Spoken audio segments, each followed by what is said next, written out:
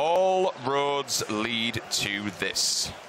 That's pretty much all I've got to say apart from this one. We have now been here for 4 days, and everything comes together today. This is going to be where the squads really show what's going on. Now, $180,000 is on the line here. First place is going to walk away with 80K of that. There is a lot to be said here, Lauren. There's a lot of things on the line. All the teams kind of have been practicing for this moment. These are the guys that have obviously, we heard yesterday in a little video, Liquid, they've been to a team house. They've been gearing up for this one. This is where everything comes to a point now. It's kind of step up, step out. Only top 4 are going to get paid. Yeah, this is a huge moment. Everyone, at least in my eyes, especially the competitive teams, have been eyeing up the squads. I think, you know, we're going to see the highest caliber that we're going to see throughout this tournament. They've been preparing, they've been playing the online leagues. This is going to be a very, very, very competitive element to this entire week of PUBG. So I'm super excited for this, but we're not going to get there just yet. There's a couple of bits beforehand that I've already heard are quite cool. Yeah, we do have a couple of little interviews here and there. We've got a lot coming. This game's obviously been, it's advancing its development phase. There's a lot of differences going on. There's a lot of changes coming. And even today, I think it broke a new concurrent play record. 805K, I think. Did it beat Dota? I don't think it did. I think Dota's still about just 20 holding or 30. On. Yeah, it's still holding on for dear life. It's not bad for a game in its early stages, It's not at all. But yeah, the QT's been pretty insane so far for this game. It's been kicking off. I think we've seen the highs and lows throughout this tournament, but I think yesterday for me, Andy's moment was just, that to me just says, you know, we're so close to having something brilliant here. It was like the 7 kills he went through. There was like 4 to 5 at the end that were just sublime. I think there's a couple of clips of it out there already on the internet, so make sure you watch the ending of that one. But yeah, there's so many great moments we've seen so far. I think first person to me was a big highlight. Seeing that in action was really, really impressive. Then down the line, I think squads will be the next piece that works really, really well for me. So yeah, I'm excited for these kind of elements to come through. Well, speaking of development and progress, before we talk about exactly what's gone on in the past and what's obviously going to be happening today, it's my pleasure to throw it down to the stage. We have Cameron with the gunplay and animation lead and the gunplay programmer to talk a little bit more about the future of Battlegrounds. Thank you very much, guys. Yes, I am joined by Merritt Krasowski, the gameplay programmer, and Pavel Smoleski, the animation and gunplay lead, to talk a little bit about the current developments of Battlegrounds, specifically the vaulting mechanic. Why did you decide to implement vaulting in the first place? Well, initially we didn't plan for vaulting. It was always nice to have feature, but after playing the game on alpha and beta and seeing how players play the game, we saw that this jumping alone is not enough. Players were getting stuck. The movement mechanic was very clunky. Didn't look realistic. So we decided that we actually need to implement a system for the player to cover the obstacles much easier. So yeah, it was based on pretty late in development. All right, and what was initially shown at E3 to begin with? So at the time of E3, the vaulting system was still in a design phase where we were making necessary assumptions, sorting out the prerequisites, and generally drawing out the outline of how the system or the feature will look like. And for E3, we decided to show just the animations and how we imagine the feature to work in game. Okay, and what has been developed since that video has been released? So on E3 we saw the animations, but we had to put those animations in game, translate the animations into player movements. We had to develop a geometry scanning technique which would pick a correct animation, which would, like we can see here, scan the object in front of the player and perform the correct translation of the character itself. So this is still under development. It's a pretty big task, but hopefully it's going to come as soon as possible into the game. All right, what's left to be developed for this mechanic before it can get implemented, as you said? So there are many cases in the vaulting system that need to be handled because the obstacles vary a lot as we use the dynamic geometry scanning. So for instance, there can be very narrow windows that you want to vault, or there can be very wide objects that you want to slide across.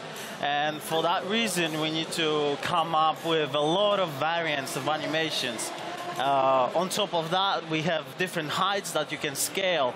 So that these can be very low objects, but they can be also very high, like way past the height of the character. And for each of these cases, you need a different animation. We are working on TPP and FPP modes at the same time. So again, the amount of animations actually gets duplicated. All right, what are some challenges that you face developing this vaulting mechanic? So the biggest challenge was that the vaulting system itself was the idea for it was very late in development, and we had to develop the geometry scanning technique.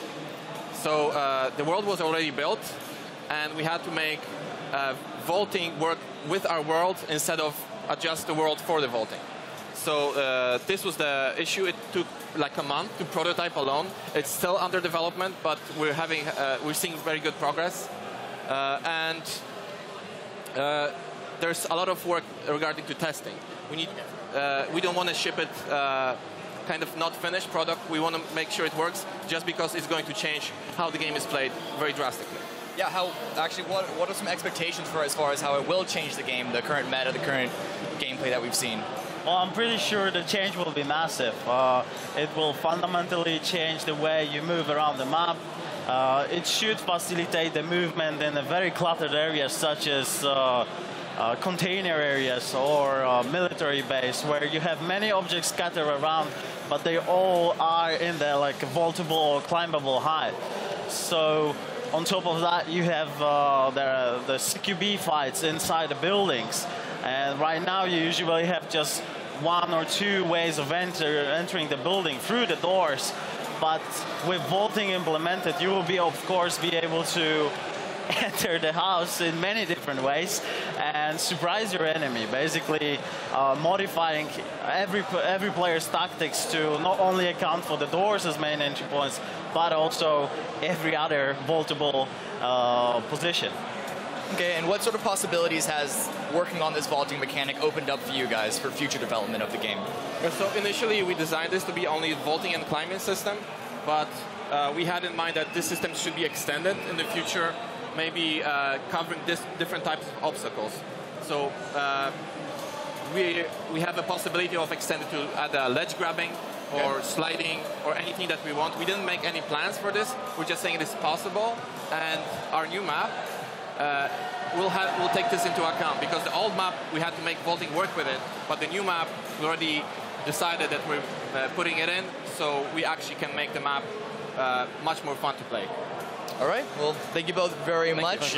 They're still going to continue developing on this mechanic before it goes live in a short time.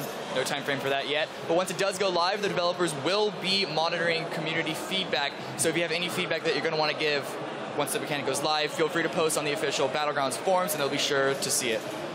Thank you very much, guys. But I'm going to toss it back to Sims and Pansy so we can get to our first game here of Squads Saturday.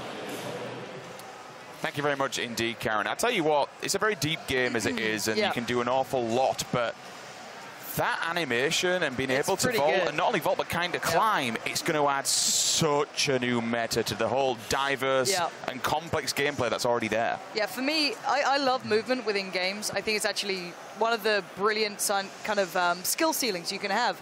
I was just watching Quake a moment ago, and I was so excited watching Vu, the way he moves around the map. And it's a skill set. For me, it's another added feature that I love in this sort of game. I think it's going to be actually really fun to watch who kind of really puts into practice. I can only imagine in Georgia Pole, you know, the kind of walled-in areas that are actually quite hard to fight around. That's all open for fights now. You can easily traverse through, back away. These fights are going to be more mobile. You don't have to just be so static. There's so many possibilities that are going to be so exciting to watch throughout this. I for one, am really, really damn excited. And I know everyone else is. The community have been seeing glimpses of this, and you can tell that they've wanted to get it right, which I like. They're not rushing it. They're not going, let's just put it out there, because we know what it's like. If movement doesn't feel good, if it doesn't feel fluid, you're kind of like, oh, this is horrible, this is clunky, it ruins the whole environment of the game. So it's good to see them taking their time on it and really coming in when it's ready to show us what they have. And I really get the feeling that this whole game is built off the backbone of that, listening to feedback, listening to what people have to say, the community out there, And again, you kind of heard it. If they don't like it, if there's problems, then they'll just knock it on the head and kind of revert back. But this is still, obviously, early access, still early days. We've already seen a glimpse of some of the terrains being changed, a new map that's in development, which does look a lot different, very close, lots of houses, lots of places to go. And you know what, even looking at those mechanics of the vault and stuff, it's just going to make your triggering life even better when you get into Pachinki and everyone's just bopping between houses, bopping between roofs. It's going to be fun. It's fun. That's the best thing about this. It's fun. So right now, I think there is a skill ceiling and there is a skill set for people who have good movement so far in the game. I guess before people learn how to bind out the crouch jumping through windows, you know, getting onto the rooftops in certain areas, I like having skills like that. I think it's not a bad thing to have mechanics being able to be kind of pushed in certain ways, and you know, you have to have a skill to exploit it in a way. I like the way that now they've opened it up. It's like, all right, now you get everything available to you. Now everyone can get into this, and you'll see that people get really good at it. Some people don't need it, bear in mind. And I also didn't get one of these tattoos. I don't have it on my face. If anyone can bring me one, I will put it on mid-show. But also we can start talking about squads and who's been playing well so far up until this point. I'm going to save it for a little bit to really dive into the dynamics of, oh, why do you don't look sad? Oh no! That was like a Bible thumb. That was a proper Bible thumb. But let's have a look at the combined points. Now this is from everything. This is all things combined. So it actually doesn't make much of a difference overall on the prize money or anything like that. But this is who's the player to be looking at. You've got Luminosity up there. Ninja and Chipsy had a great run in the first-person perspective. For me, I think they really came into their own. Cloud9 overall really have stepped up recently as well. Okay, so we'll run you guys through exactly who's been winning the tournaments prior to this one. So in solos, our first place we had Evermore, second place it was Brick, and then in third place we had Hayes. Duo third person, we had our new guys that turned up and qualified on the floor. Yuki and THZ, Sweater and Borg from Cloud9 coming in second. We mentioned before, Cloud9 putting on a hell of a show so far. And then third we had WTC and Mithrin from Bosphorus. First person yesterday in the duos, Chappy and Solid FPS, C9 again claiming a victory. Quite surprisingly, I mean, we know they're very good players, but again, C9, someone who's more comfortable in that third person environment. Second place, Avenger and Pony Rider from Copenhagen Flames, and then down at the bottom in third, Forsen and Andy Pyro from Never Lucky. Andy Pyro just lining people up and knocking them down. That was Andy, a wild run at the end. Individually for me, Andy is outstanding. He went on one of those tears, right? You watch back that end of the last game, that's the moment you're just feeling it, right? Yeah. Like there's no real logic to what you're doing there. It's a smart play you made, but you're just going through it. You're just feeling the game. There's no, like, you're not considering your next step. You're just going as you know is the best choice in that kind of intuitive environment. Now, we get a second to kind of look over things and kind of take it how it is. This is time I want you guys at home to let us know who you're supporting. This is squads. So this is what we all kind of came into this thing about. We know you have your individual players you're fans of. We've got Gassy Mexican there. Big fan base for him as well. The fans have been coming through for him. But right now is your chance to tell me who you guys are supporting. At home, if you're in Twitch chat, get on Twitter right now. Hashtag Battlegrounds. Put the team name in there. Put the player in there that you're supporting, that you want to do well, that you think maybe he's been working on those squads. Because we were actually having a chat around recently. Team Liquid, they had a real boot camp. They've got that facility, I think, out in Holland, I think it is, out that way in Europe. They use as a hub, basically, for the teams to go to, not just the Battlegrounds team, but anyone from the organization can use to train up, get themselves ready for an event. And the Battlegrounds guys used it, so that's a huge advantage for them. And again, another team that is a very self-proprietor when you look at first person, but they said, I caught from them on Twitter yesterday, this is for them what it's all about. This is what they've been practicing. This is the squads. This is where all these teams come together and play, because this is where the big money is on the line. And again, we have teams from around the world. We have a team from Japan. We have a team from Korea. There are teams just completely across the globe. Different backgrounds, different means. We've got YouTube content creators. We've got Twitch streamers. And then we have the professionals. You know, we have some of the players from Cloud9, Luminosity that have been playing the Invitationals when we look back to H1Z1. Just generally a massive variety and a huge fan base that comes along with these players. But when you look at the money that's on the line, it's not a silly amount. $80,000 for first place, 20K a player. Moving to second, we lose 20,000. It goes to 60K. Third place, then things start to get a bit rough for these guys. It halves down to 30,000, and then finally we have 10K coming in. Top four paid out, but it looks like we are just I believe two players left to get on the server. I could be wrong there. Hopefully we get an update in our ears as to what's happening. But yeah, guys, as said, the SNEC is underway. The Mythic boys are putting on a show for you. Xion's like, that's not my team. He just swings for him as he walks away. Get out of there. All right, look, guys, this is the final chance to dance here. Put those hashtags in on Twitter, Battlegrounds. Let me see who you're backing in this one. Who has the squads under wraps? These teams have trained for this. I'll go through what dynamics change in this, how area denial comes in, all the synergy comes out, the individual roles, the strategies, how loot spread apart, and how teams are going to have to be really focused on where they go to. There's lots of options. Primorsk, Military Island, you've got the radio tower, you've got Nova, you've got Miltpower. All these places are so viable. And Sims, they've all vanished. Is it time for the game to start? I think it is. It looks like they're in the plane. The bird's in the air. We'll see where she comes in from.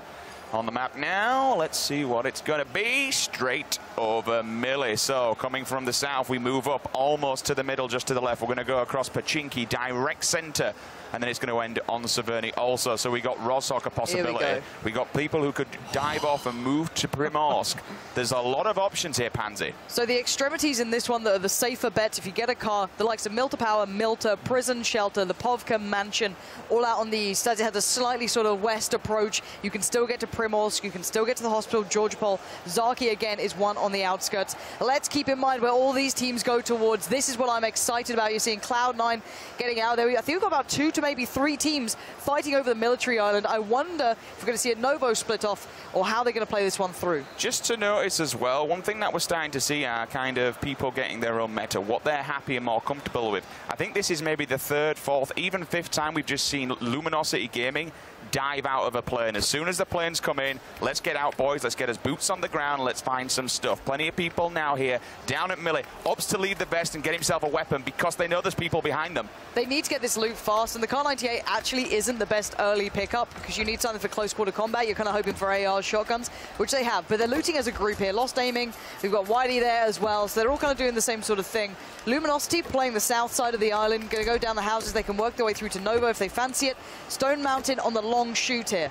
Now, let's have a look elsewhere. So, Roshok, not too surprising. Seeing Mythic there, they like that one. We've got a couple of players going out towards Yasnaya. And yeah, so that's a 4 team. That's fine. They're pretty safe. We have a lot of players eyeing up Georgopol. Only 2 splitting through to Yasnaya. Interesting. I'm wondering if there's going to be other players joining them eventually, or are they going for the split up here? Oshi7 up on Big Red. Now, he's actually not on the early team that we saw earlier going towards the apartment. So there's at least 2 teams here. So again, he's with, I think, Sequisha, Serenity, and Julia. Now, no helmet yet. Does have body armor, only level 1, but he's got the guns, right? He's gone for the risky play. Now, I'm wondering if we're going to see the early battle come down here, because they've gone for the apartments on the other side, the other team. We've got the kind of offices and that sort of side split up between the other team now. So TSM going to go in towards the northern side of Georgopol. It's probably the safer side until vaulting comes through. That could change this dynamic. You can see it's a walled environment. You can get great loot out of this. I think we saw a couple of other players eyeing up Georgopol. I don't know if they've gone to the northern side or where they're going to split this through, but this is good so far for Oshi7. 2 full, fully geared out rifles. I don't know if he's got a scope on it yet, but full auto capability, and then he's got the Scar probably on single fire. So he's pretty good for now. He's taking the risk to go to Big Red. He's got the loot. He needs to get a helmet, back away with his team. And basically what I was talking about before is area denial and dominance. So essentially, you put your 4 players in a position where you can dominate certain areas and you have contact points. That's all you should be doing. You shouldn't be overextending here. You shouldn't be going out on your own. But I do hear a couple of shots going through, so maybe they're starting to see each other. We have 3 different teams going for the northern side of Georgopol. TSM all spreading to the left-hand side. We'll take the apartments, visit the back, and then we'll see MPR also all spread out across it. Several teams, as Pansy did mention. And then we look on the opposing side of Georgetown. We got Liquid down here. We've also got Stylish Noob Shaka and his team down there to the side of the hospital. So we could see some big engagements going on here. I'm really excited to see where the circle's going to be and where this is going to be forcing people around. We've also got the Panda Boys there over in the containers. So there's going to be a lot of gunfights going down, all depending on where this circle will force them into. But 1, 2, 3, what's that? Around 6 teams all throughout George. And I actually like the way Liquid are playing this. The 2 players who've gone to the south side, Georgopol, I actually prefer that loot there. It's got incredibly high chance of very nice loot. You've got some very accessible buildings that will actually give you some really easy approaches.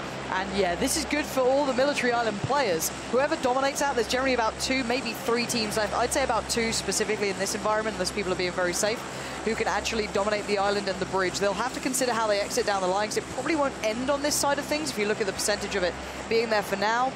But that's all said and done. Now, something that's actually quite interesting that I like, that I hope we see here from Oshi7, Julia, Serenity. He's rotated completely away from them. Yeah, exactly. But the thing is that if you're looting around the apartments here in the military island, it's very easy to know where you've been and where you've not been, and it's easier for other teams to see that because you leave doors open, or at least most teams do. Even if you have some sort of, close the door system after you, you'll generally be able to leave a trace, so they can see roughly where you're at. So it's a really nice thing to keep tabs on that. Maybe put on down near the silos, being that scout almost. But I want to see if we see those kind of defined roles here. I want to see if we see snipers coming through. I want to see if we see maybe more aggressive close quarter players. People like that. We see a lot of kind of support players coming in already and defining themselves as that. I'm not going to be the one getting the mad frags here, but I'll happily play my role. So let's have a little look how they're approaching this. So we have Liquid quite split up again. They've gone for the kind of 2 players towards one area, 2 towards another, and maybe going to crunch together at the end. Maybe one team going to go for the longer looting approach. So essentially you take your time, go through the Gatka south side houses, work your way back up. And I've got to say, for me, Liquid are probably the team that, I wouldn't say have the most pressure, but have a lot to bring to the plate here because they've done the boot camp, they have great individual players, they've been proving that they're all very, very diligent. Well, he's been a little quiet for my taste. I think we could see more from him. But again, Cloud9 staying as a collective, 4 players here, moving their way through Pachinki, heading out towards the farming side. You've got a couple of these long buildings that they can go through. Also, they can go to the plateau. They've got great loot here, actually. Borg already got the suppressed Scar there. Looks like it's well set. Level 2'd up. He's looking pretty nice at this point. Well into the circle, too. And we've got some people going for the crates. A little bit of a flip and a flop, but we know the Darcy is pretty strong. Doot. They'll turn up indeed. We'll see what they get out of this crate. It could be a nice little care package for them. We'll find out in just a sec. One person's going to jump out. In fact, both of them will be jumping out, so they're both going to go for it. We've got an 8 times. We've got an M24. We've got plenty of ammo. Tactical stock as well. Backpack medkit. And knocked out from falling. So Killer Kapowski. But you can get revived. Yes, she can do. But it looks like she may have just dived out of the car a little bit too quickly there. It could be a bike, it could be a car. But the thing I would say, as well for me, I actually prefer the M24 to the AWM. Now, I know that's going to be a ridiculous statement to some people because obviously the AWM does a lot of damage, but 7.6, right? You can pick it up, you can start running the AK, full auto, well kitted. By the time you're looking at crates anyway, at least normally you're pretty well geared. There's ever more...